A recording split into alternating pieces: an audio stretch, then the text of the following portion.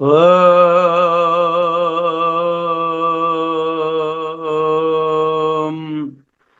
ఓం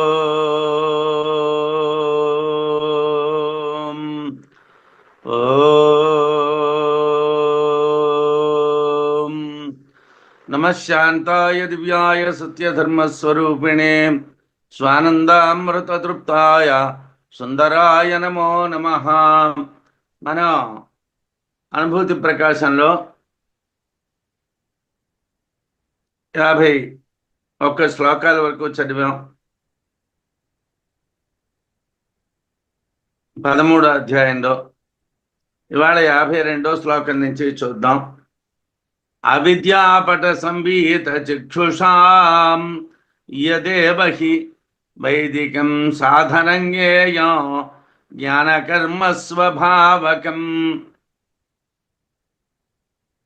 అవిద్యాపట సంబీత చక్షుషాం, అజ్ఞానము చేత కప్పబడినటువంటి చిత్తము కలిగినటువంటి వారికి. కళ్ళు అన్నాడు ఆయన. కళ్ళు అంటే ఇంద్రియములు అని అర్థం. చక్షుషాం అన్నటువంటి పదానికి చక్షువులు అనేటువంటివి ద్వివచనం. యథార్థంగా 2 కళ్ళు ఉంటాయి కాబట్టి, ఏదో ఈశ్వరుడికి 3 కళ్ళు తప్పించి అందరికీ 3 కళ్ళు ఉండవు. కానీ చక్షుషాం అన్నాడు. చక్షుషాం అన్నాడు కాబట్టి అన్ని ఇంద్రియములకు. అవిద్యాపట సంబీత చక్షుషాం, అజ్ఞానము చేత కప్పబడినటువంటి చిత్తము, ఇంద్రియ సంఘము కలిగినటువంటి వారికి. ఇయదేవహి, వేదోక్తమైనటువంటి సాధనము జ్ఞానమే కదా. వేదోక్తమైనటువంటి సాధనం ఏమిటంటే జ్ఞానం. ఏమండి, మేము అజ్ఞానంలో ఉన్నామంటే జ్ఞానం కావాలి, మీరు జ్ఞానం సంపాదించాలి. కర్తృవశమై మనుష్యాది సూత్రాంత ఫలమైనటువంటి కర్మకాండ యందు చెప్పబడినటువంటి సాధనము గాని, ఉషావా అశ్వస్యమేధ్య అనేటువంటి ఉపనిషద్ వ్యాఖ్యాతమైనటువంటి సాధనం కానీ ఇయదేవహి అనేటువంటి పదం చేత చెప్పబడుతున్నాయి. అంటే సాధారణంగా వేదోక్తమైనటువంటి కర్మలు, వేదం చేత చెప్పబడినటువంటి కర్మలు, ఆ కర్మలన్నీ కర్తృవశమై ఉంటాయి. అంటే కర్త ఉంటేనే కర్మ జరుగుతుంది. కర్తృత్వం కలిగినటువంటి కర్మలు, వాటికి ఫలితాలు ఏమిటండి అని అంటే మనుష్య జన్మ మొదలుకొని హిరణ్య గర్భ జన్మ వరకు ఏదైనా కలగొచ్చును. ఈ ఫలితాలు వాళ్ళు పొందొచ్చును ఆ కర్మలు చేస్తే. దాంట్లో చెప్పబడ్డటువంటి సాధనాలు కానీ, లేదా బృహదారణ్యకోపనిషత్తులో అశ్వమేధ బ్రాహ్మణంలో ఉషావా అశ్వస్యమేధ్య అనేటువంటి ఉపనిషద్వాక్యాల చేతను వ్యాఖ్యానం చేయబడినటువంటి సాధనం కానీ ఉంటుంది. ఇది జ్ఞానకర్మ స్వభావకం. జ్ఞానము కర్మతోని కూడుకున్నటువంటిది, అంటే ఉపాసనా స్వరూపమైనటువంటిది. వైదికం, వేదోదితమైనటువంటి సాధనం జ్ఞేయం. సాధనాన్ని తెలుసుకోవాలి. అయితే అజ్ఞానం చేత కప్పబడినటువంటి చిత్తం కలిగినటువంటి వాళ్ళకి కర్మకాండ కానీ, అంటే కర్తృత్వంతో కూడుకున్నటువంటి కర్మకాండ కానీ, లేదా ఉపనిషత్తులో చెప్పబడినటువంటి అశ్వమేధ బ్రాహ్మణంలో చెప్పబడిన ఉషావా అశ్వస్యమేధ్య అనేటువంటి సూత్రంలో వ్యాఖ్యానం చేయబడినటువంటి ఉపాసన కానీ సాధనంగా గ్రహించవచ్చు. సంసారాత్మకమైనటువంటి జగత్తునంతటినీ చెప్పారు. అది జ్ఞానకర్మ స్వభావము కలది. ఒక్క జ్ఞానంతో కూడుకున్నది కాదు, కర్మ స్వభావం కూడా దానికి ఉంటుంది. కాబట్టి దానికి వేదోదితమైనటువంటి సాధనాలు ఉంటాయి. ఇది అజ్ఞానుల విషయం. జ్ఞానులకు ముక్తి సాధనం వేరేగా ఉంటుంది అని చెప్పకూడదు. ఏదైనా అజ్ఞానులకైనా జ్ఞానులకైనా ముక్తి సాధనం జ్ఞానమే. కానీ ఇది అజ్ఞానులకు సంబంధించినటువంటి విషయం. ఇది కర్మకాండ అంతా. జ్ఞానం అనేటువంటిది జ్ఞానులకు సంబంధించిన విషయం అని విడదీయడానికి కుదరదు. ఎవరికైనా ముక్తి అని అంటే జ్ఞానాన్నే చెప్పాలి. మోక్షం అందరికీ ఒక్కటే కాబట్టి సాధనాలు వేరువేరుగా ఉండవు. మోక్షం అనేటువంటిది అజ్ఞానులకైనా జ్ఞానులకైనా ఒక్కటే కాబట్టి సాధనం కూడా జ్ఞానమే. అజ్ఞానైనా జ్ఞానాన్ని పొందితేనే మోక్షాన్ని పొందుతాడు, జ్ఞానైనా జ్ఞానంతోనే మోక్షాన్ని పొందుతాడు. కాబట్టి అజ్ఞానికి జ్ఞానికి సాధనం విషయంలో తేడా లేదు. తచ్చ కర్త్రాది సాపేక్షం విరించ్యాంత ఫలప్రదం జన్మాది విక్రియా షట్కయుతం సాతిశయం జడం. అది ఏమిటి, ఎలా ఉంటుంది అన్నటువంటి దాన్ని వివరిస్తున్నారు ఇక్కడ. అంటే మీకు ఇంత పూర్వం కూడా చెప్పాను. అంటే సాధారణంగా ఎక్కడో తప్పించి వార్తికాన్ని కూడా ఉదాహరించకుండా వార్తికాల్లో చెప్పబడినటువంటి అర్థం మాత్రమే చెప్తున్నాను. ఎందుకంటే సురేశ్వరాచార్యులు వారు చాలా సుదీర్ఘమైనటువంటి వ్యాఖ్యానం చేశారు. వార్తికంలో ఉపనిషత్తునంతటినీ కూడా చాలా సుదీర్ఘంగా, బృహదారణ్యకోపనిషత్తు ఒక 10 సంవత్సరాలు కూడా చదివితే తమలనంత వివరంగా రాశారు. అయితే అంత విషయంలోకి వెళ్ళగలమా అంటే అది వేరే విషయం. అది వృత్తి ఉపనిషత్తు చెప్పుకుంటే అది విషయం. మన అనుభూతి ప్రకాశం చెప్పుకుంటున్నాం కాబట్టి ఇక్కడ ఎంతవరకు అవసరమో అంతవరకే చెప్తున్నాను. తచ్చ ఆ జ్ఞానకర్మ స్వభావకమైనటువంటి సాధనం, ఆ సాధనం ఏదైతే ఉన్నదో అది కర్తాది సాపేక్షం, కర్త కరణము మొదలైనటువంటి వాడితో కూడుకున్నటువంటిది. అంటే వాటికి కర్త లేకుండా పని జరగదు. కర్త ఉంటేనే పని జరుగుతుంది, కర్త లేకపోతే పని జరగదు. అయితే సాధనం లేకపోతే పని జరగదు. దానికి ఫలితం ఏమిటి? విరించినంత ఫలప్రదం. అంటే హిరణ్య గర్భలోకం వరకు వెళ్తారు. అంతే తప్పించి మోక్షం కలుగుతుందా అంటే కలుగుతుంది అని చెప్పలేదు. ఎందుకంటే మోక్షానికి వైరాగ్యం కారణం, కర్తృత్వం కారణం కాదు. నేను చేశాను అంటే మోక్షం రాదు. నాది కాదు అన్నటువంటిది రావాలి. కర్మ ఫలత్యాగం కావాలి. కర్మని చేసినప్పటికీ దాన్ని విడిచిపెట్టేయగలగాలి.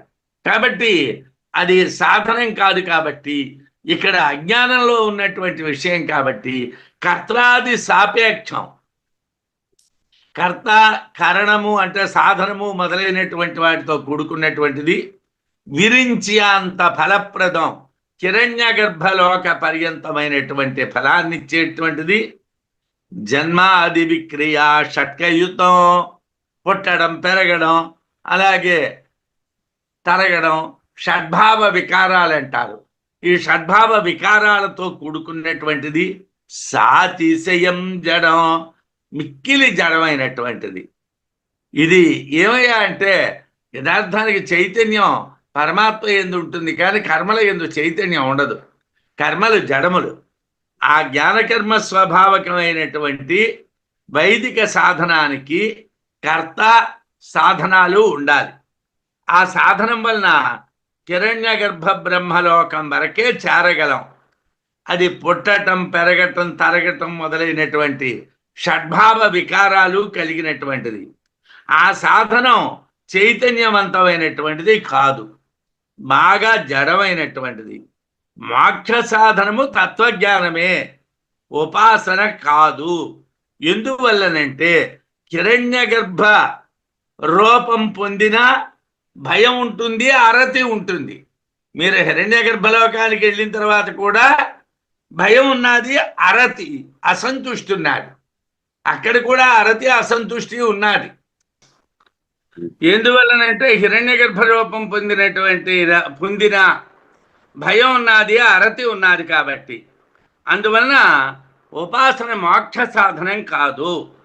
మోక్షము వ్యాకృతము కన్నా వేరైనటువంటిది. మోక్షం అంటే అవ్యాకృతమైనటువంటి దానికన్నా మీదనున్నటువంటిది. వ్యాకృతము అంటే నామరూపాలతో కూడుకున్నటువంటిది. నామరూపాల కన్నా వేరైనటువంటిది మోక్షం. నామరూపాత్మకమైనటువంటి జగత్తు వ్యాకృతం కాబట్టి సంబంధం కల జ్ఞాన కర్మ మోక్ష, జ్ఞాన కర్మ మోక్ష కారణము కాదు. జగత్తుకి సంబంధం కలిగినటువంటి జ్ఞానకర్మ ఏదైతే ఉన్నదో అది మోక్ష కారణం కాదు. దుఃఖాని చ విచిత్రాణి సంఖ్యేవ బహుజన్మసు అనేక క్లేశయుక్తేన దుర్లభం తపసా వినా. విచిత్రాన్ని చాలా రకాలైనటువంటి ఆశ్చర్యాన్ని కలిగించేటువంటి దుఃఖములు బహుజన్మసు అనేక జన్మలందు సంఖ్యేవా ఉన్నాయి కదా. ప్రతి జన్మలోని కూడా దుఃఖాలు ఉన్నాయి. ప్రతి జన్మలోని చిత్ర విచిత్రమైనటువంటి దుఃఖాలు ఉన్నాయి. మనకి తెలియనటువంటివి, మనకు అర్థం కానిటువంటివి దుఃఖాలు ఉన్నాయి. అనేక క్లేశయుక్తేన చాలా కష్టాలతో కూడుకున్నటువంటి తపసా వినా తపస్సు లేకుండా దుర్లభం మోక్షం పొందడం సాధ్యం కాదు. మోక్షం కావాలంటే ఏదో మేము కాలక్షేపం చేసాం మాకు మోక్షం వస్తుందా చెప్పండి అంటే కుదరదు. అనేక క్లేశయుక్తేన తపసా వినా చాలా కష్టాలతో కూడుకున్నటువంటి తపస్సు చేయాలి. మన ఋషులందరూ కూడా బహువర్ష సహస్రాన్ని తపశ్చర్యా కృత అనేక వేల సంవత్సరాలు తపస్సులు చేశారు. మనం కనీసం 1-2 ఏళ్ళు కూడా చేయలేకపోతున్నాం. మనకి మౌనంగా ఉండలేం, జ్ఞానాన్ని సంపాదించుకోలేం, వైరాగ్యం లేదు, గురుకటాక్షం లేదు. మరి ఎలాగ మనకి పరావిద్య అబ్బుతుంది? పరావిద్య కావాలి అని అంటే గురువభిగమనం వైరాగ్య లక్షణంచ. గురువు గారి దగ్గరికి వెళ్ళాలి, వైరాగ్యాన్ని కలిగి ఉండాలి. వైరాగ్యం కలిగి ఉండడం అంటే ఏమన్నదండి, నేను అన్నిటికీ దూరంగానే ఉంటున్నానండి. ఉంటున్నామా లేదా? వైరాగ్యం అంటే వాస్తవంగా వైరాగ్యం శరీరేంద్రియ సంఘాతం మీద వైరాగ్యం ఉన్నదా? దానికి సంబంధించినటువంటి భార్యాపుత్రాది వస్తువుల యందు వైరాగ్యం ఉన్నదా? మనోవిషయకాలైనటువంటి వాటి యందు వైరాగ్యం ఉన్నదా? అలాగే మనం సర్వకాల సర్వావస్థల్లోని కూడా ఆత్మవిచారణ తప్పించి మరి ఏమీ చేయటం లేదా అని ఆలోచించాలి. ఇక్కడ జ్ఞానకర్మల వలన అనేక జన్మలు కలుగుతాయి, అనేక విచిత్రమైనటువంటి దుఃఖాలు కలుగుతాయి. కనుక మోక్షం కోరుకునేటువంటి వాళ్ళు అనేక దుఃఖాలతో కూడినటువంటి తపస్సు లేకుండా మోక్షాన్ని పొందడం కష్టం. జగత వ్యాకృతస్యాభూత్ బీజానశ్వా అవినశ్వరీ తన్నిర్దిదిక్షయాయత్నాత్ ప్రవృత్తైషా పరాశ్రుతి. వ్యాకృతమైనటువంటి జగత్తునకు మూలభూతమైనటువంటి బీజావస్థ జ్ఞానముతో కూడుకున్నటువంటిదే. మూలభూతమైనటువంటి బీజావస్థలో జ్ఞానం ఉన్నది, కానీ వ్యాకరింపబడినప్పుడు ఆభాస రూపమైనటువంటి అజ్ఞానం ఉన్నది, ఆభాసతో కూడుకున్నటువంటి అజ్ఞానం ఉన్నది. అయితే జ్ఞానరహితంగా బీజావస్థ నిర్దేశించడానికి కుదరదు. వ్యాకరింపబడినప్పుడు మాత్రమే, అంటే నామరూపాలతో చెప్పినప్పుడు మాత్రమే విద్య నశిస్తుంది. ఎందుకంటే జగత్తు నశిస్తే విద్య కలదిగానే తెలియబడుతున్నది. జగత్తు అనేటువంటి భ్రాంతి మీకు పోతే విద్య ఉన్నది అని తెలుస్తుంది. జగత్తు అనేటువంటి భ్రాంతి ఉంటే అవిద్య అని అనుకుంటారు.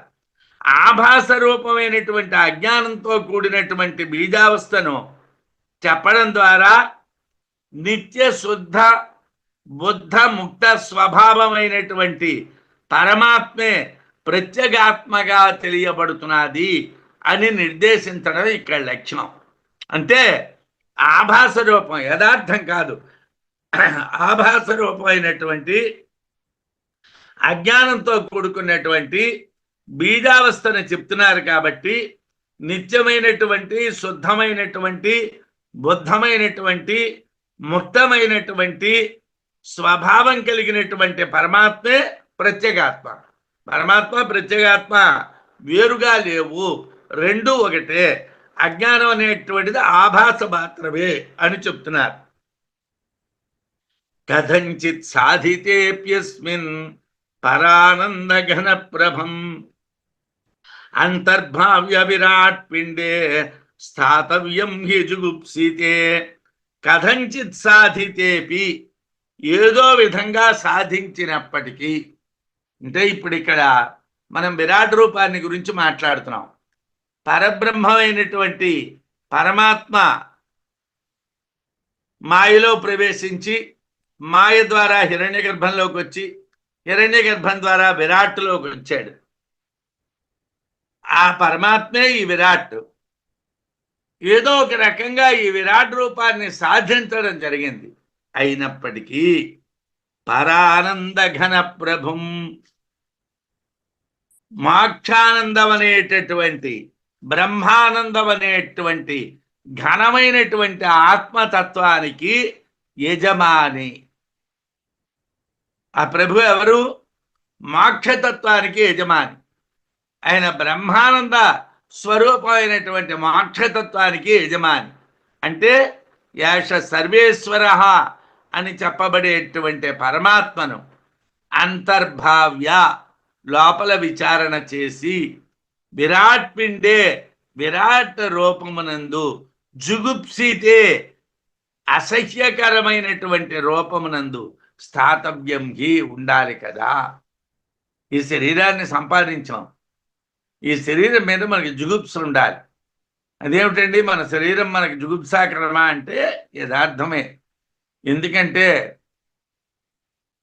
బ్రహ్మానందానికి స్థానమైనటువంటి ఆత్మని తెలుసుకోవాలంటే ఎందుకు పనికిరానటువంటి ఈ దేహాన్ని మనం అసహ్యించుకోవాలి.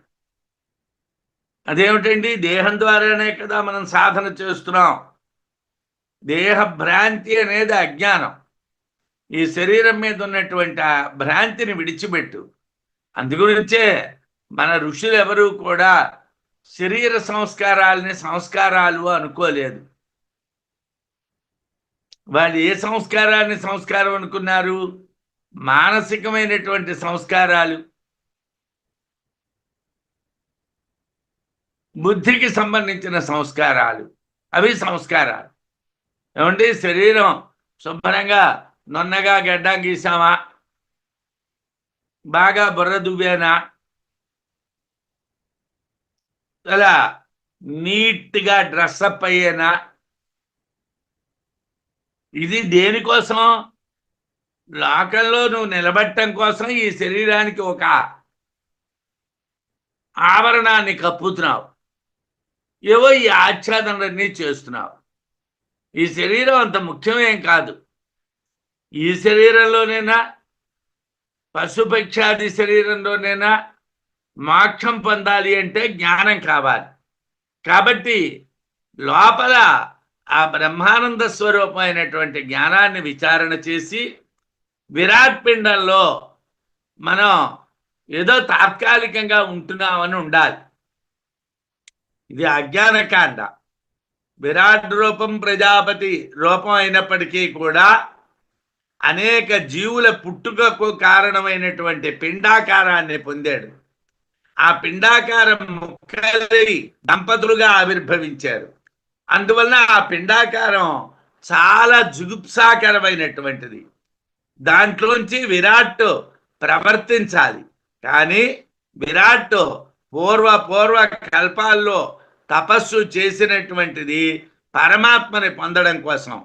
కానీ జ్ఞానకర్మల యొక్క ఫలంగా హిరణ్య గర్భ రూపం, విరాట్ రూపం కలిగింది. అందువలన పరమాత్మను భావిస్తూ ఈ పిండాకారంలో, విరాట్ రూపం అయినటువంటి పిండాకారంలో ఉండటం జరుగుతున్నది. సంస్కృత్యనర్థస్య యతో నిదానం శైవనాపరం యతో మూలమనర్థానాం ఆత్మజ్ఞానం జగత్యపి. విరాట్ సంసారి అవస్థ ఎలా వచ్చిందండి? అంత బ్రహ్మాండమైనటువంటి కర్మలు చేసి పూర్వ జన్మల యందు ఆయన ఈ లోకంలో విరాట్గా ఆవిర్భవిస్తే అతనికి సంసారావస్థ ఎలా వచ్చింది అంటే అజ్ఞానమే కారణం. సంసారం అంటే నేనే తల్లిని, నేనే తండ్రిని, నేనే స్త్రీని, నేనే పురుషుణ్ణి అనేటువంటి భావన కలగడం. అటువంటి అజ్ఞానం వలన అనర్థాలు కలుగుతాయి. అదే విరాట్ భయానికి, అరతికి, అజ్ఞాన దోషాలు పొందడానికి కారణం. విరాట్ భయాన్ని పొందాడు, అలాగే అసంతుష్టిని పొందాడు. అవి పొందడానికి కారణం ఏమిటంటే అజ్ఞానం. ఆ అజ్ఞానం ఎందువల్ల వచ్చిందండి అని అంటే ఆయన విరాట్ పిండంలో ప్రవేశించడం వలన ఆయనకి అజ్ఞానం వచ్చింది. ఆ అజ్ఞానాన్ని గురించి ఇక్కడ చెప్తున్నారు. నా కేవలం పిండవాస తాదాత్యంచ అభిమానత తతో భయం భక్షణాయ పితుర్ముఖ విదారణాత్. ఏమండి, విరాట్ పిండంలో ఉన్నంత మాత్రం చేత భయం కలుగుతుందా అంటే నా కేవలం భయం, నా కేవలం పిండవాస, కేవలం పిండవాస నా మాతృత్వ పితృత్వ కారణమైనటువంటి పిండాల్లో ఉండడం మాత్రమే కాదు, అభిమానత తాదాత్యం, దేహాభిమానం వలన తాదాత్యం, తల్లి తండ్రి రూపం లీనం అవటం జరుగుతుంది. ఆత్మావై పుత్రనామాసి పున్నాంనో నరకాత్రాయతే ఇది పుత్రాహ. ఇది నిజమేనా అండి? అలాగే ఉపనిషత్తులు చెప్తున్నాయా? చెప్పటం లేదండి. బృహదారణ్యకంలోనే ఆయన అలా చెప్పటం లేదు. ఎవరైతే ఆ తండ్రి చేసినటువంటి కర్మల్ని చేస్తూ జ్ఞానాన్ని పొంది మోక్షాన్ని పొందుతాడో వాడే కొడుకు అంటున్నారు. సంప్రతి కర్మ కోసం బృహదారణ్యకంలోనే చెప్పారు. అందువలన ఈ తల్లి తండ్రి అనేటువంటి తాదాత్మ్యం, నేను తండ్రిని కాబట్టి 100 కోట్లు సంపాదించి నా పిల్లలకి ఇవ్వాలి, నేను తల్లిని కాబట్టి వాళ్ళు తినేటువంటివి చేసి పెట్టాలి, అలాగే నా పిల్లలు వీళ్ళు. అందరినీ చూస్తే మనకు అభిమానం కలగడం లేదే. లోకంలో ఎవరినైనా చూస్తే ఎలా చూస్తాం? బాగున్నారా అంటాం, అయిపోయింది. వాళ్ళు ఏమండి కష్టాల్లో ఉన్నామండి అంటే పాపం ఏం చేస్తామమ్మా, ఊర్చుకోవాలమ్మా అంటాం. అదే మన పిల్లడు అనుకోండి, వాడి శారీరకమైనటువంటి కష్టమా మానసికమైనటువంటి కష్టమా, ఆ కష్టాన్ని బుర్ర మీద వేసుకో దాన్ని తీర్చడానికి ప్రయత్నం చేస్తాం. అంటే అక్కడ ఏమవుతున్నది? అభిమానము వలన తాదాత్మ్యం కలుగుతున్నారు. అంటే ఆ పిల్లల మీద ఉన్నటువంటి అభిమానం చేతను ఆ తల్లి తండ్రి అనేటువంటి రూపంలో మనం లీనమైపోతున్నాం. అటు తరువాత భక్షణాయ తినుట కొరకు పితుర్ముఖ విదారణం, తండ్రి అయినటువంటి హిరణ్య గర్భుడు నోరు తెరవడం జరుగుతున్నది అన్నారు. ఇది వాస్తవంగా ఇక్కడ ప్రసక్తమైనటువంటి విషయానికి సంబంధించింది కాదు. విరాట్ పిండ రూపంగా మారడం, తల్లిదండ్రుల రూపంలో అభిమానం వలన లీనం అవటం జరుగుతుంది. విరాట్ సృష్టి జరిగిన తరువాత హిరణ్య గర్భ బ్రహ్మ అతన్ని మింగివేయాలి అని నోరు తెరిచాడు. అది భయానికి హేతు. ఇది బృహదారణ్యకంలో ఉంది, కానీ ఈ బ్రాహ్మణానికి ముందర బ్రాహ్మణంలో ఉంది. ఈ బ్రాహ్మణంలో విషయం ఇది కాదు. అక్కడ ఆయన హిరణ్య గర్భుడు విరాట్ను సృష్టించిన తర్వాత ఆ విరాట్ను తినేద్దాం అనుకున్నాడు. ఆ విరాట్ భాన్నను కేక వేశాడు. కేక వేసేసరికల్లా ఆగాడు వాడు. అది భయకారణం. హిరణ్య గర్భుడు విరాట్ని తినియాలనుకోవటం భయకారణం. తద్వంసాదేవ నిశేష పుమర్థాప్తిరతో భవేత్ జహాసి తస్యానర్థస్య హేతుస్యాత్ సశరీరత. భార్తికం. అజ్ఞానం వలన మాతృత్వ పితృత్వ కారణమైనటువంటి పిండవాసంతో పాటు సృష్టి ఎందలి అభిమానం వలన వాటి ఎందు లీనం అవడం జరుగుతున్నది. విరాట్ను హిరణ్య గర్భుడు సృష్టించి భక్షించాలనుకొని విరాట్ భాన్ అనేటువంటి శబ్దం చేస్తే ఆ పని విరమించుకున్నాడు. దీనికి అంతటికీ కారణం దేహాభిమానం వల్ల కలిగినటువంటి మోహం. సాక్షాత్తుగా విరాట్టుగా అజ్ఞానం లేదు, కానీ దేహాభిమానం వలన అజ్ఞానం అనేటువంటి చెప్పబడుతున్నాను. మనకి అజ్ఞానం లేదు, కానీ దేహాభిమానం వల్ల అజ్ఞానం. ఏమనుకుంటున్నాం? నేను నేను నాది, నేను నాది. మా ఇంట్లోనే ఉన్నానండి, మా ఇంట్లోనే భోజనం అండి, నేనే చేశానండి. ఇది కర్తృత్వం మనం బుర్ర మీద వేసుకుంటాం, అజ్ఞానాన్ని తెచ్చుకుంటున్నాం.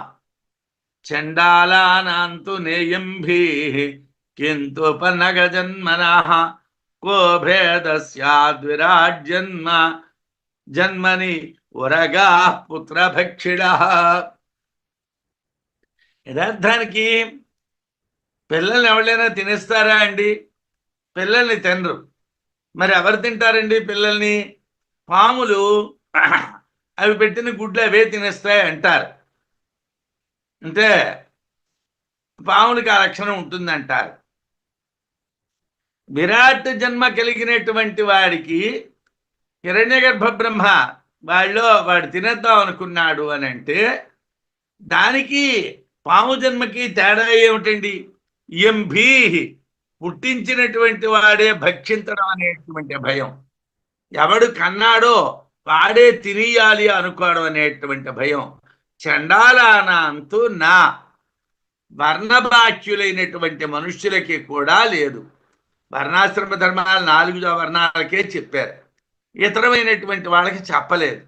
అందుంచి వర్ణాశ్రమ ధర్మాలు లేనటువంటి వాళ్ళలో కూడా పిల్లల్ని తినేయడం అనేటువంటి అలవాటు లేదు.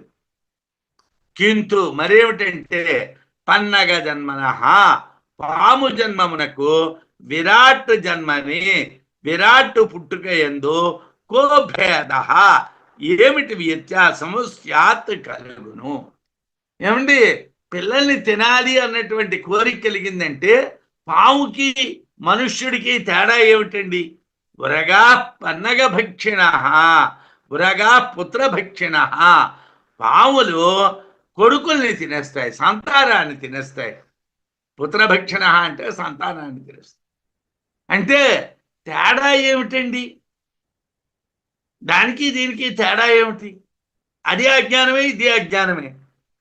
అంటే పుట్టించినటువంటి వాడే భక్షించడం అనేటువంటి భయం ధర్మంతో సంబంధం లేనటువంటి చండాలుడికి కూడా లేదు.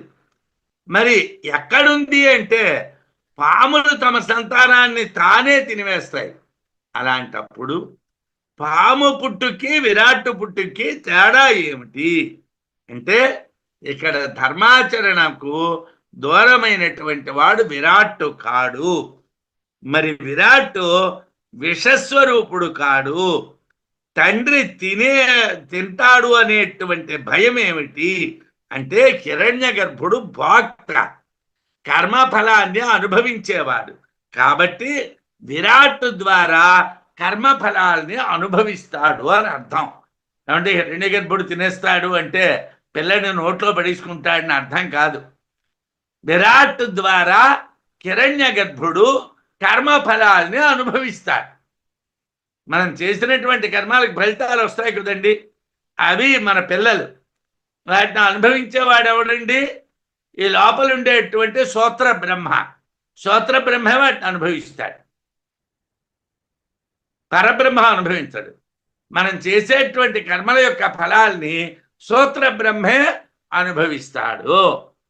కృచ్ఛ్రాద్భయే ప్రశాంతేపి జగ్రాహ ఆధ అరతిగ్రహ క్రియమాణే ప్రతీకారే గర్దబాది శరీరత. ఇక్కడ ఓ వివరణ ఇస్తున్నారు. ఏమంటే విరాట్ రూపం పరిస్థితి ఎలా ఉన్నదట?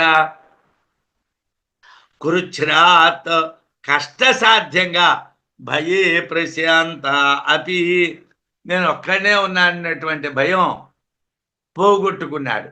ఇద్దరు లేరు, నేను ఒక్కడనే ఉన్నాను, నాకేం భయం లేదు అనుకున్నాడు. ద్వితీయాద్వై భయం భవతి, రెండో వాడు ఉంటే భయం ఉంటుంది, రెండో వాడు లేడు కాబట్టి నేను ఒక్కడనే కాబట్టి మరి భయం లేదు అనుకున్నాడు. అనుకుంటే ఏం పట్టుకున్నాదండి? అలా అనుకుంటే భయం ప్రశాంతేపి భయం పోయింది. పోయినప్పటికీ కూడా అరతి అసంతృప్తి వలన కలిగినటువంటి అసంతుష్టి, అరతి అంటే అసంతృప్తి వల్ల కలిగినటువంటి అసంతుష్టి అనేటువంటి గ్రహ పీడ జగ్రాహ పట్టుకున్నాను. ఒక్కడే ఉన్నాను, ఎవరితో ఆడుకుంటాను, ఎక్కడ తిరుగుతాను, ఎవళ్ళు నాకు లేరు అన్నటువంటి పీడ పట్టుకున్నాడు. ఒక్కడే అన్నటువంటిది పీడ పట్టుకుంది. ముందు ఒక్కడే ఉన్నాను, భయం లేదనుకున్నాడు. ఇప్పుడు ఒక్కడే ఉన్నానన్న పీడ పట్టుకున్నాడు, అసంతుష్టి పట్టుకున్నాడు. డబ్బుని దానికి ప్రతిక్రియ చేద్దాం అనుకున్నాడు. జగత్తును సృష్టిద్దాం, అప్పుడు వాళ్ళందరితోనే ఆడుకోవచ్చును అనుకున్నాడు. ప్రతీకారే క్రియమానే ఆ అరతికి విరుగుడుగా రెండవ దాన్ని సృజిద్దామని ప్రయత్నం చేస్తే గర్ధవాది శరీరత ఏమైందండి? మనువు పుట్టాడు. ఆ మనువు అనేక శరీరాలని పొందాడు, గాడిదలు మొదలైనటువంటి రూపాలు కలిగి. ఇదేమిట్రా, ఏదో అసంతుష్టిగా ఉన్నది, మరోళ్ళు ఉంటే ఆడుకోవచ్చునని అనుకుంటే ఆడుకోవడం మాట దేవుడు ఎరుగు, హీన జన్మలు వచ్చాయి. అంటే ఏమిటి? ఒక్కడనే ఉన్నాను అన్నటువంటి ధైర్యంతో భయం లేదనుకున్నాడు. ఒక్కడనే ఉంటే ఆడుకోవటానికి వీలవటం లేదని చెప్పి రెండోది సృజిద్దాం అనుకున్నాడు. అలా రెండోది సృజిద్దాం అనుకుంటే ఈ గాడిదలు మొదలైనటువంటి రూపాలు కలిగి ఆఖరికి ఏమిటైంది? హీన జన్మ వచ్చింది. అంటే ఎప్పుడూ కూడా కోరికలు హీన కారణం. హైన్యానికి కారణాలు కోరికలు.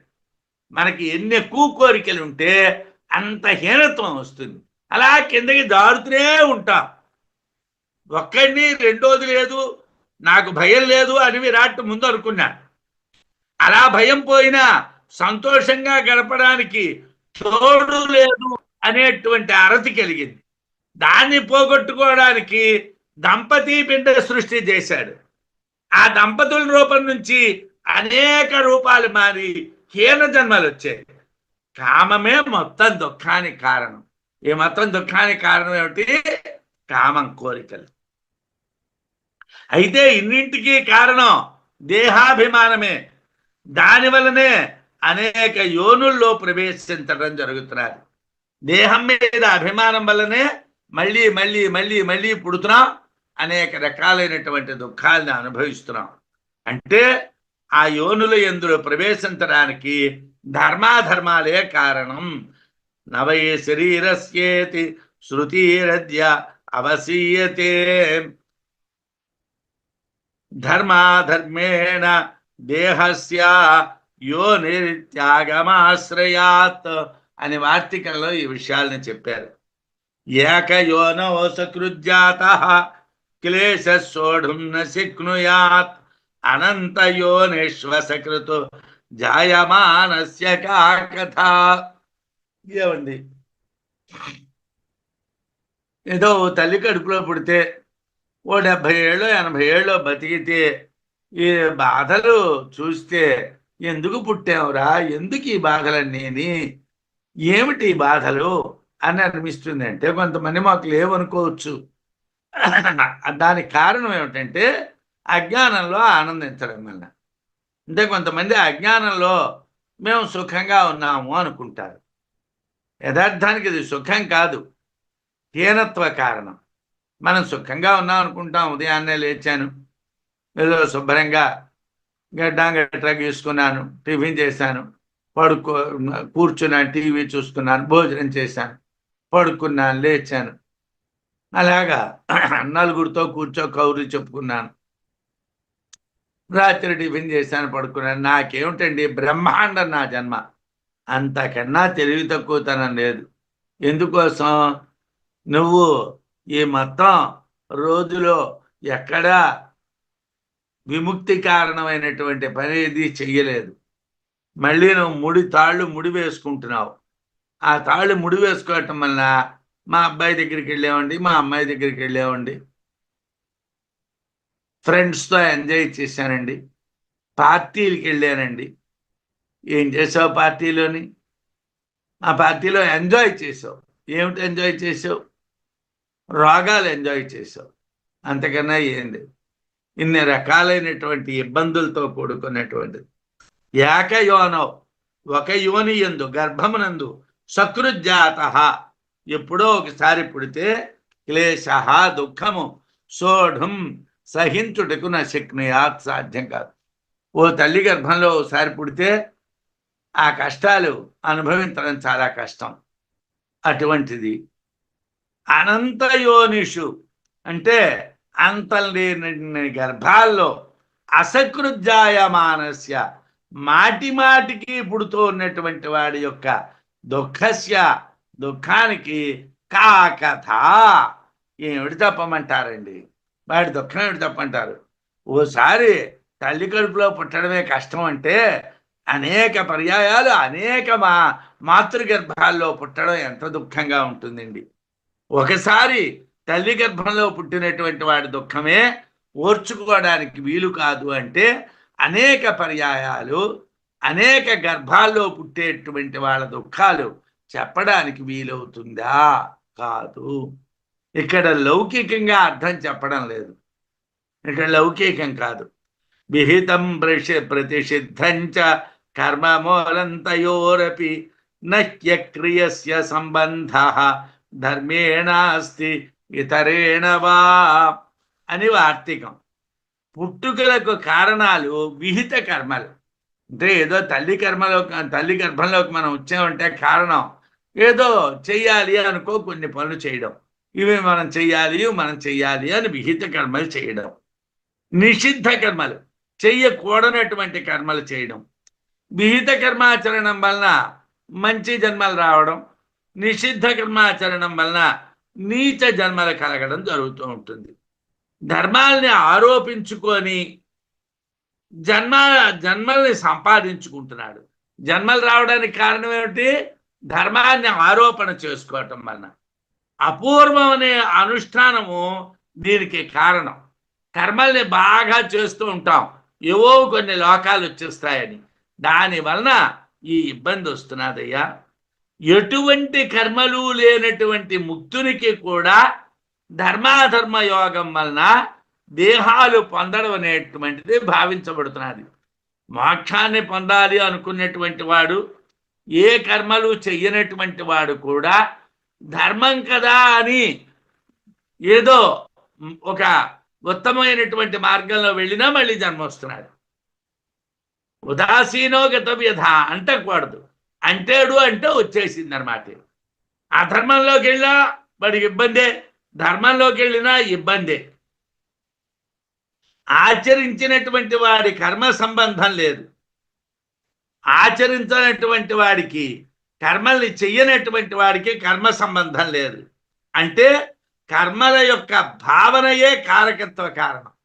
అంటే ఇవి విహిత కర్మలు, వీటిని అనుష్ఠించాలి, ఇవి విహిత కర్మలు కావు, వీటిని అనుష్ఠించకూడదు అనేటువంటి భావన, ఆ భావన వల్లనే కారకత్వం అంటే ఆ కర్మలు చేయడం అనేటువంటి ఫలం మనకు వచ్చేస్తున్నది. తద్భావ హేతుత్వాత్ కారకత్వస్య కారణం. కారకత్వానికి కారణం ఏమిటండి అని అంటే, కారకత్వానికి కారణం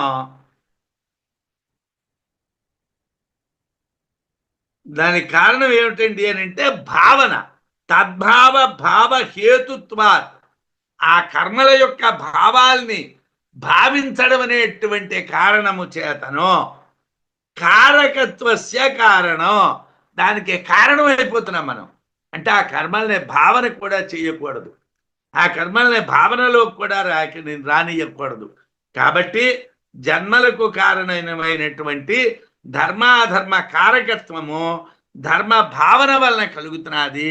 కాబట్టి నేను ధర్మంగా ఉంటున్నాను అనేనా కర్మలు చెయ్యకు, అనేనా కర్మల్ని భావించకు. నిస్తరేత్ విద్యయా చేత్కిం బకబంధ ప్రయాసతః అధ విద్యాంబుపేక్ష్యోర్థం కిం విద్యాం ప్రార్థయిష్యతి. ఏమండి జ్ఞానం? ఈ జ్ఞానం అంటే ఇది కొద్దిగా కష్టసాధ్యమే. మనం ఉపనిషత్తుల్లో వింటున్నాం, మనం శాస్త్రాల్లో వింటున్నాం. విద్యయా నిస్తరే, జ్ఞానం వలన ఈ పుట్టుగల దుఃఖం దాటవచ్చు. చేత్ అంటే ఏమండి జ్ఞానం ఉంటే వీటిని దాటి వచ్చును కదండి. ఈ దుఃఖాలన్నింటినీ కూడా జ్ఞానం ఉంటే పోగొట్టుకోవచ్చును కదా అంటే బకబంధ ప్రయాసత కిం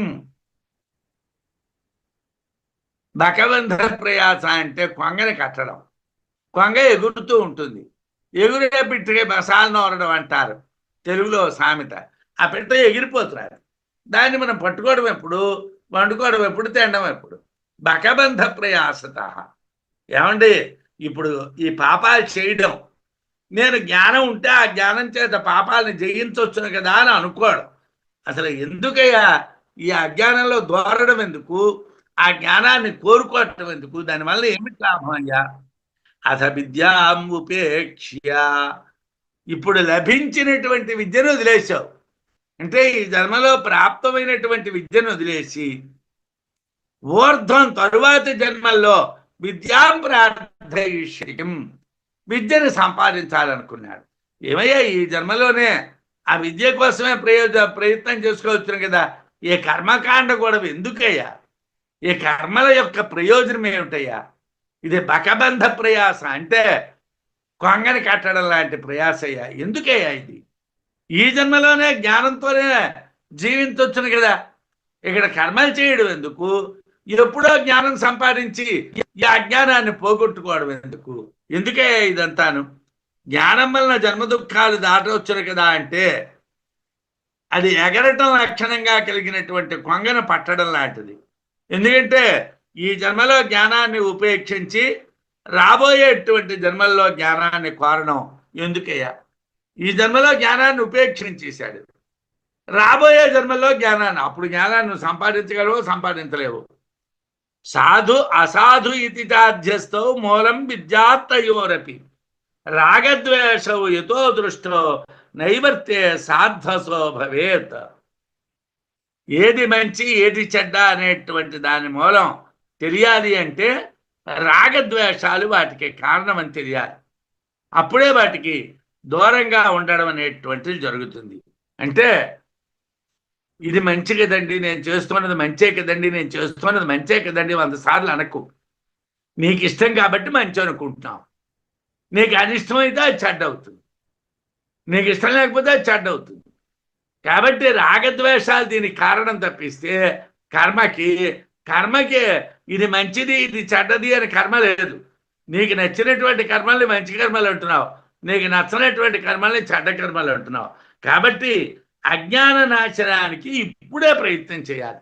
అజ్ఞానం పోవడం కోసం ఈ జన్మలోనే మనం ప్రయత్నం చేయాలి. క్లేశేన మహతోపాస్య బహుయోని ప్రవిశ్య చ విద్యాన్వేషణత శ్రేయ ఇదానీమేవ వేదనం. క్లేశేన చాలా కష్టముతో, మహతో ఉపాస్య చాలా గొప్ప ఉపాసనలు చేస్తూ, బహుయోని ప్రవిశ్య చ అనేక గర్భాల్లో ప్రవేశిస్తూ, విద్యా అన్వేషణత జ్ఞానాన్ని అన్వేషించడం వెతకడం కంటే ఇదానీమేవా ఇప్పుడే వేదనం శ్రేయ జ్ఞానాన్ని పొందడం శుభం. ఏమండి నేను జ్ఞానాన్ని పొందడం కోసం, గొప్ప జన్మలు కలగడం కోసం ఇప్పుడు కర్మ చేస్తాను అని కర్మలు చేసి గొప్ప జన్మలు సంపాదించి అప్పుడు జ్ఞానాన్ని సంపాదిస్తాను అనుకోవటం కన్నా ఈ జన్మలోనే ఇప్పుడే జ్ఞానాన్ని పొందడం మంచిది కదండి. చాలా కష్టాలు కూర్చి గొప్ప గొప్ప ఉపాసనలు చేస్తూ అనేక జన్మాలు పొందుతూ జ్ఞానాన్ని తెలియటానికి ప్రయత్నించడం కన్నా ఇప్పుడే జ్ఞానం పొందడం శ్రేయోదాయకం కదయ్యా, శుభం కదయ్యా. అంటే పుట్టడం, కర్మలాచరించడం, వాటి ఫలితంగా తిరిగి పుట్టడం, ప్రతి జన్మలోని జ్ఞానాన్వేషణం చేయటం కన్నా ఈ జన్మలోనే కర్మల్ని విడిచిపెట్టి జ్ఞానాన్ని పొందడం శుభం కదండి. ఏమంటే చేస్తూ ఉండడం ఎందుకు? ఈ మెట్టు ఎక్కానండి, మళ్ళీ జన్మలో ఎక్కుతాను, మళ్ళీ జన్మలో ఎక్కుతాను అనుకోవటం కన్నా ఈ కర్మలను వదిలేస్తే ఇప్పుడే అవతల మోక్షం వైపు వెళ్తావు కదయ్యా. క్రియాకారక రూపేస్మిన్ వ్యవహారే తమోన్వయా అక్రియాకారకం వస్తు పారోక్ష్యానైవ లభ్యతే. ఈ కర్మకాండకు అజ్ఞాన సంబంధం ఉండటం వలన జ్ఞానము ద్వారా లభించదగినటువంటి ఆత్మ ఈ కర్మకాండ వలన లభ్యము కాదు. అందువలన అంతర్దృష్టితో జ్ఞానాన్ని ఇప్పుడే పొందడం మంచిది. ఇప్పుడే అంతర్దృష్టితో జ్ఞానాన్ని పొందడం మంచిది. ఏవం విచార్య బహుశః తోర్ణమేవ ముముక్షతి నివృత్త సర్వవాక్యార్థాత్ ప్రమేయం మాతుమర్హతి. ఏవం ఈ విధముగా బహుశః విచార్య అనేక పర్యాయాలు విచారణ చేసి తోర్ణమేవ శీఘ్రంగానే ముముక్షతి మోక్షం పొందడానికి ప్రయత్నిస్తాడు. సర్వవాక్యార్థాత్ అన్ని విధములైనటువంటి వాక్య విషయాల నుండి నివృత్త బయటపడినటువంటి వాడై ప్రమేయం పొందదగినటువంటి జ్ఞానం మాతుం పొందుటకు అర్హతి అర్హుడగుచున్నాడు. అన్నీ వదిలియాలండి. అన్నీ వదిలితే కానీ కుదరదండి. బాహ్య వస్తు సంబంధాంత అంటే అసత్తుతో కూడినటువంటి కర్మకాండ దోషాలను విచారణ చేసి వాటిని విడిచిపెట్టి వెంటనే మోక్షాన్ని పొందాలి. ఆ విధంగా అజ్ఞాన విషయాలైనటువంటి కర్మల్ని విడిచిపెట్టడం చేత జ్ఞానం పొందడానికి అర్హుడవుతాడు. అధికారి సాధిత స్యాత్ ఏవం ఫల విచారతః తేన ప్రమాతుం యద్యోగ్యం తదిని నిరూప్యతే. అయితే ఇప్పటి వరకు మనం జ్ఞానాన్ని పొందడానికి ఏమిటి చెయ్యాలి అన్నదాన్ని విచారణ చేసాం. కర్మకాండ విడిచిపెట్టాలి అని విచారణ చేసాం. అయితే ఏమండి, ఎలా కర్మకాండ విడిచిపెట్టడం అది మనకు తెలియదు కదండి. ఎందుకంటే నేనేం చేయటం లేదండి, నేను మంచిగా చేస్తున్నానండి, చెడ్డ చేయటం లేదండి అంటారు. మీరు మంచి చేస్తున్నారో చెడ్డ చేస్తున్నారో అసలు మీకు సరైనటువంటి దారిలో ఉన్నారో లేదో మనకు తెలియదు కదండి. ఏవం ఈ విధముగా ఫల విచారత జ్ఞాన ఫల విచారణము వలన అధికారి ఎవరికి జ్ఞానం పొందుటకు అధికారం ఉన్నదో అతడు సాధిత తెలియబడినవాడు స్యాత్ తగుచున్నాడు. అంటే ఎవరికి జ్ఞానం కలగడానికి అర్హత ఉన్నదో బాగా విచారణ చేస్తే మనకి తెలుస్తున్నది. తేనా అందుచేత యద్యోగ్యం ఏది తెలియుటకు తగున్నాదో తత్తు ఆ ప్రమాతం తెలియవలసినటువంటి దాన్ని ఇదానీం ఇప్పుడు నిరూపింపబడుచున్నది. ఏది మనం తెలుసుకోవాలో అది మనకు తెలియాలి. ఏమిటి తెలియాలి? అధికారం మనకు ఉన్నది అని మనకు తెలిసిన తర్వాత ఏమిటి తెలియాలో తెలియాలి. జ్ఞానఫలం ఏ విధంగా కలుగుతుంది బాగుగా విచారించడం చేత జ్ఞానం పొందటానికి ఎవడు అధికార పురుషుడో అతడు తెలియబడ్డాడు. బాగా మనం విచారణ చేయడం చేత ఎవడు జ్ఞానాన్ని పొందొచ్చునో అటువంటి వాడిని మనం తెలుసుకున్నాం. యోగ్యతలు తెలుసుకున్నాం, ఎవరు యోగ్యులు అన్నది తెలుసుకున్నాం. అయితే తెలియవలసినటువంటి విషయాన్ని ఇప్పుడు మనం తెలుసుకోవాలి. భ్రాంతి మూలకంగా జగత్తునందు ఆత్మభావం కలుగుతున్నది. జగత్తునందు ఆత్మభావం ఎలా కలుగుతున్నది? భ్రాంతి వలన కలుగుతున్నది. జ్ఞానము కలిగితే కార్యకారణాలు లేనటువంటి ఏకరసమైనటువంటి అపరోక్ష దర్శనం కలుగుతుంది. జ్ఞానం కలిగితే ఏమిటి? కార్యకారణ సంబంధం లేనటువంటి ఏకరసమైనటువంటి అపరోక్ష దర్శనం కలుగుతుంది. అలా కలిగితే భ్రాంతి తిరస్కరించబడుతుంది, మనకున్నటువంటి భ్రమ పోతుంది. ఆ సమయంలో వ్యవహార దృష్టి రూప అజ్ఞానం ఉండదు. అప్పుడు ఇది చెయ్యాలి, ఇది చేయకూడదు, ఇలా చేయాలి, ఇలా చేయకూడదు అనే అజ్ఞానం ఉండదు. పూర్ణమైనటువంటి ఆత్మను దర్శించగలగడం వలన కర్తృత్వ భోక్తృత్వాలు బాధింపబడతాయి. పూర్ణమైనటువంటి ఆత్మని మనం దర్శించినట్టుగైతే నేను కర్తని అన్నటువంటి భ్రాంతి పోతుంది, నేను భోక్తని అన్న భ్రాంతి పోతుంది. అందువలన జగత్తు అజ్ఞాత ఆత్మాశ్రయము అని తెలిసి అజ్ఞానాన్ని పోగొట్టుకోవాలి. జగత్తు అనేటువంటిది ఏమిటి? తెలియబడనటువంటి అజ్ఞానంతో కూడుకున్నటువంటి ఆత్మను ఆశ్రయించింది. యథార్థంగా జగత్తు అనేది లేదు, అజ్ఞానాన్ని ఆశ్రయించింది. కాబట్టి దాన్ని పోగొట్టుకోవాలి అని మనం తెలుసుకోవాలి. ఉపాదేయస్య మేయస్య బాధ్యా సంభావన యథా కేయ సంసారి హేతుశ్చ వక్తవ్యో యత్న తస్తతః. ఉపాదేయస్య పొందదగినటువంటి, మేయస్య ఆత్మకు సంభావన తెలిసేటటువంటి మార్గము యథా ఏ విధముగా వాచ్య చెప్పదగినటువంటిదో తథా అదే విధంగా హేయ సంసార హేతుశ్చ విడిచిపెట్టడానికి తగినటువంటి సంసార కారణాన్ని కూడా యత్నత ప్రయత్నపూర్వకంగా తత వక్తవ్య ఇటు తరువాత చెప్పాలి. ఏమండి, పొందవలసినటువంటి జ్ఞానాన్ని చెప్తానన్నారు, విడిచిపెట్టవలసినటువంటి ధర్మాన్ని కూడా చెప్పండి. విడిచిపెట్టవలసినటువంటి కర్మ ఎలాగ విడిచిపెట్టాలో కూడా చెప్పండి. విడిచిపెట్టవలసినటువంటిది ఎలా వదలాలో తెలియకుండా పొందవలసింది ఎలా పొందడం? ఇది వదలాలి కదండి.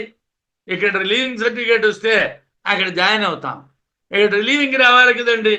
పొందవలసినటువంటి ఆత్మకు సంబంధించినటువంటి జ్ఞాన మార్గం ఏ విధంగా చెప్పాలో జ్ఞాన మార్గాన్ని మీరు చెప్తారు. అది పొందవలసినటువంటి ఆత్మకు సంబంధించినటువంటిది, అది చెప్పడం చేస్తారు, బాగానే ఉంది. అదేవిధంగా విడిచిపెట్టవలసినటువంటి సంసార కారణాలు కూడా ప్రయత్నపూర్వకంగా చెప్పండి. సంసార కారణాలు ఎలా విడిచిపెట్టాం? భార్య అంటే ఏమిటి, దానికి విడాకులు ఇచ్చేయమన్నారా? కొడుకు వాడిని సముద్రంలో తోసేయమన్నారా? ఇల్లు నిప్పు పెట్టియమన్నారా? వదలడం వాటిని భ్రాంతి ఎలా వదలడం? మీరేమో వదిలేయండి అంటున్నారు. ఏమండి, ఈ దేహము, దార, పుత్రుడు మొదలైనటువంటి అన్ని భ్రాంతుల్ని వదిలేయండి అని. ఎలా వదిలేయడమో చెప్పండి సార్. ఎలా వదలాలో మాకు చెప్తే వదిలేస్తాం. ఆ వదలవలసినటువంటి మార్గం కూడా మీరే చెప్పండి. విడిచిపెట్టవలసినటువంటి సంసారానికి కారణాలను కూడా ప్రయత్నపూర్వకంగా చెప్పండి.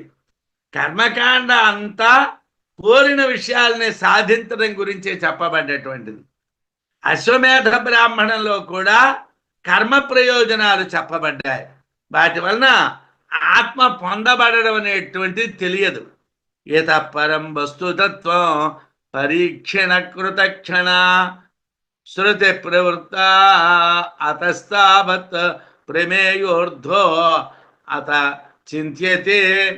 కర్మశాస్త్రం పిమ్మట శృతి ఆత్మవస్తు స్వరూపణ నిరూపణ కోసం ఉపనిషత్తు చేత మాత్రమే తెలియదగినటువంటి ఆత్మని చెప్తున్నారు. మనకి ఆత్మని చెప్తున్నారు. ఆత్మ దేని చేత తెలియాలి? ఉపనిషత్తు చేత మాత్రమే తెలియాలి. అది తెలిస్తే ఏమిటవుతుంది? ఆత్మవస్తు నిరూపణ అవుతుంది. కర్మ శాస్త్రాన్ని చెప్పిన తర్వాత ఆత్మవస్తు నిరూపణం కోసం ఈ విషయం